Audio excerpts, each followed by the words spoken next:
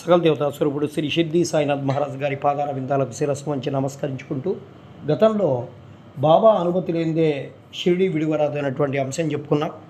బొంబాయి నుండి ఐరోపా దేశస్థుడు ఏదో ఉద్దేశంతో బాబా దర్శనానికి షిర్డీ వస్తారు. తనతో నానాసాహెబ్ చందర్ వద్ద నుంచి తనను గుర్చిన ఒక పరిచయపు పత్రాన్ని కూడా తీసుకొస్తాడు. అతని కొరకు ఒక ప్రత్యేక గుడారం వేసి అందులో సౌకర్యంగా బస ఏర్పాటు చేస్తారు.